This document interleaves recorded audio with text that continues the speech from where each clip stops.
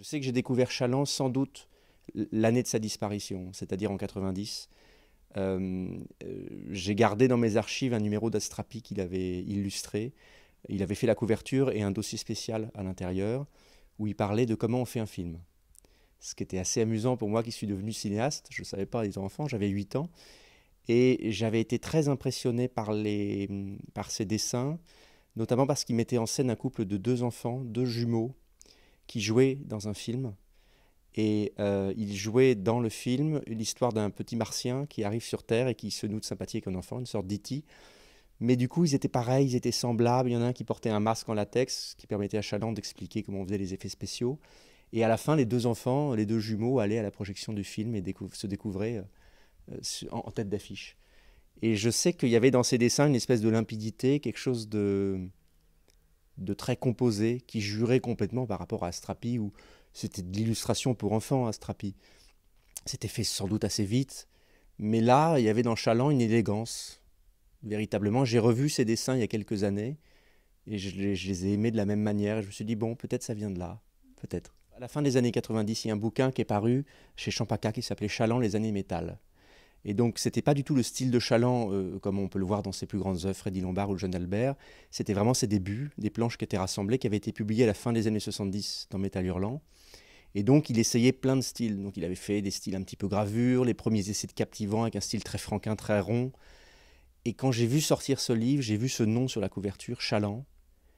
J'ai vu, il y avait une petite image collée comme ça, la tranche rouge, et je me souviens m'être dit, là, il y a quelque chose, je sais que j'étais happé par ça à un moment donné dans mon enfance, il faut que je retourne vers ça. Et ce livre est devenu une sorte de fétiche. Enfin, je n'avais pas d'argent à l'époque, il coûtait très cher, enfin il coûtait cher, c'était un livre à tirage limité. Je me souviens avoir économisé pour l'acheter, l'avoir compulsé, lu, relu. J'ai découvert à ce moment-là, parce qu'on en parlait dans le livre, que Chaland était un auteur disparu.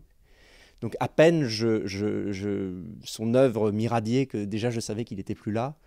Et ça créait comme ça une espèce de fossé temporel assez magnifique qui s'est reconduit par tout le fossé temporel avec lequel joue Chaland dans son œuvre en fait. Je suis réalisateur de documentaires, donc mon approche c'est la manière dont on rentre dans la réalité des gens et comment on l'observe, comment on établit un lien émotionnel, un lien humain avec eux et comment nos 2 cheminements se conjuguent pour donner lieu à un film.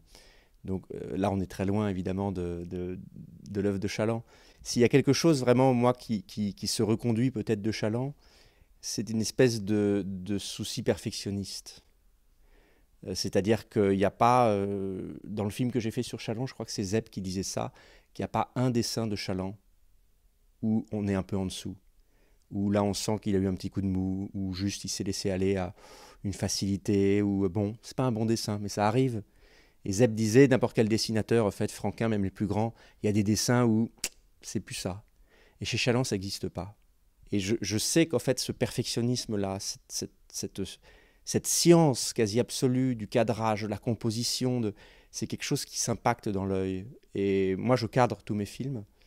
Et quand je fais un plan, souvent, je pense au fait que la lecture de ces bandes, Chaland et d'autres, hein, sans doute, mais particulièrement Chaland, a dû créer comme ça le compas dans l'œil, quoi, ce désir voilà, d'un plan bien balancé qui doit se tenir, qui doit...